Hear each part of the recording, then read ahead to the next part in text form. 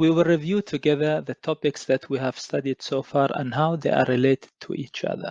First, we started to talk about culture, and then we explained the definition of culture and the different characteristics of culture. And we gave many examples of them and we applied it to our daily life. Then we discussed how culture influences our behavior, and we looked at our identity and what are the attributes or what constitutes our identity, what are the different elements, and how culture plays a strong role in defining who we are.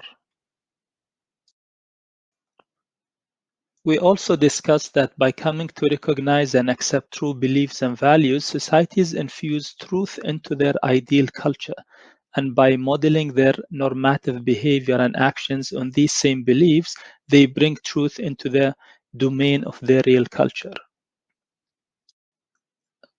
As our identity becomes a function of our social roles, we discussed about identity and how it's socially constructed and different mechanisms to sustain our identity.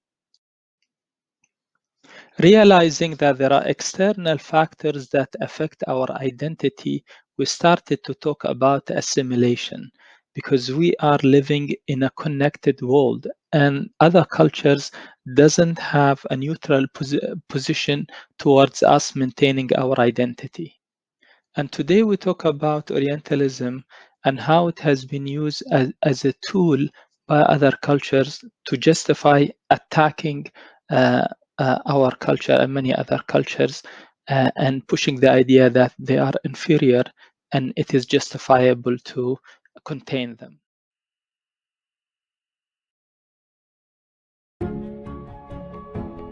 Welcome to the MCAT Multimedia Series, a MCAT analysis of Edward Said's Orientalism. Edward Said was one of the most important cultural figures of the late 20th century. In his 1978 book, Orientalism, Said made the influential argument that scholarly writing from America and Europe presented inaccurate, misleading, and stereotyped cultural representations of the East. He argued that the Orient is the stage on which the whole East is confined. Said believed these biased perceptions hindered a true understanding of Middle Eastern and East Asian culture. Said argued, when Western scholars studied Eastern culture, they couldn't understand it because it differed from their own. So they portrayed the East as exotic, enigmatic, and curious, judging and romanticizing it without ever understanding it. Just as the professor saw himself as superior to the partygoers, Said believed the West thought its society was superior to Eastern society. But Said went further. He thought Western scholarship held strong ties to the domineering imperialist societies that produced it, concluding that much Western scholarship was inherently political and intellectually dubious.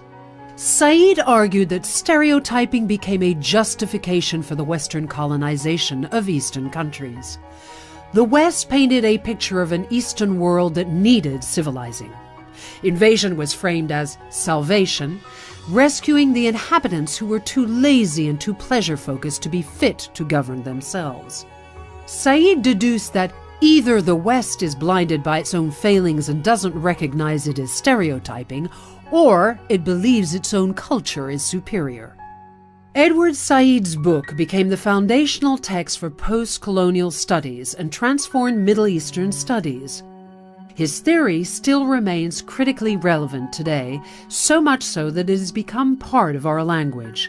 The term Orientalism describes a patronizing Western attitude towards other cultures. From the beginning of Western speculation about the Orient, the one thing the Orient could not do was represent itself.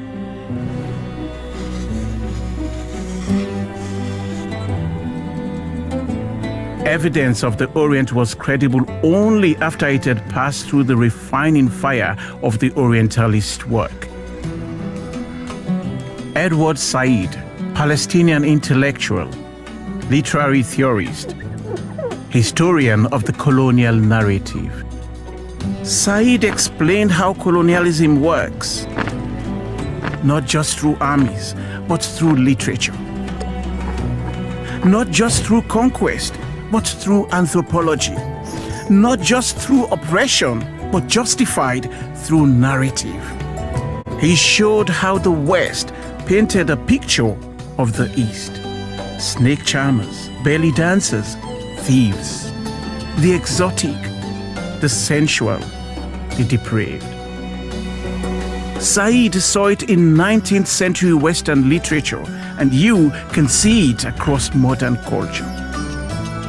Switch on the news, read the newspapers, look at the images. What stories are you being told? Us versus them. The rational versus the irrational. Civilization versus barbarism. Africans, corrupt despots, starving victims. Latin Americans, drug lords, football players, dictators. Arabs, terrorists, misogynists. Asians, software engineers, religious fanatics. How does it feel to be fixed, captured, framed? Think of Orientalism as a lens. Use it when you read the media. Spot the stereotype, decode the fiction, unlearn the myth.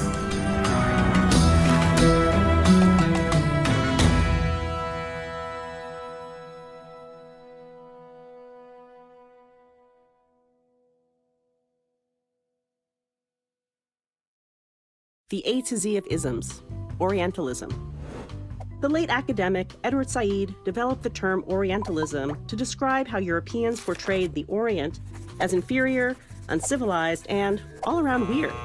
But importantly, Said argued this was also simultaneously about defining Europe as the Orient's opposite, superior, civilized, and all around wonderful.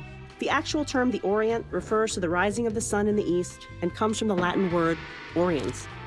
So we could think of Orientalism as Easternism, or stereotyping of the East. Orientalism, then, is the form of knowledge, in quotation marks, that authorizes and justifies the assertion of Western power over the East. But what does this actually mean? Orientalism acts like a pair of glasses that distort your vision and exaggerate cultural and religious differences. With these glasses, just about everything and everyone seems highly exotic and strange, or worse, fanatical and dangerous.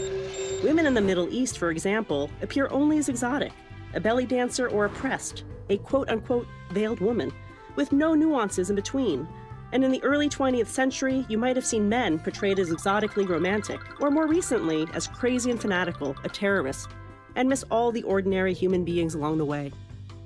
Many Arabs, Muslims, and Asians embrace this controversial term to describe the unique kind of racism they experience. Orientalism encapsulates for many how their culture, religion, and ethnicity are so often reduced to a stereotype, causing their humanity to be overlooked and culture misunderstood. Isn't this just a form of stereotyping then? Well, yes and no.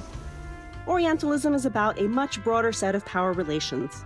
When the US government views the Middle East through Orientalist glasses, it creates policies with far-reaching consequences, from outright war waged on other countries to imposing a travel ban on whole groups of people. Perhaps the trickiest thing about Orientalism is that it's not fueled by ignorance or a simple lack of knowledge. Just the opposite. It has historically been produced as knowledge by those in positions of power, whether government officials, religious figures, or the media.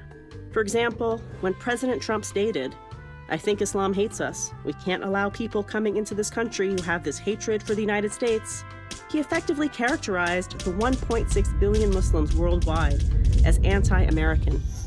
Even today, Orientalism continues because it is so ingrained in how we see other peoples and cultures that it goes unnoticed. Even the term, the Middle East, is considered to be Orientalist because it standardizes a Western viewpoint by referring to West Asia and North Africa as the middle of the East. Much of what counts as knowledge about the Middle East and parts of Asia is still produced through those distorting and reductive glasses. And just like in the 18th and 19th centuries, Orientalism remains powerful because it shapes not just how people in the West view the East, but also how they view themselves.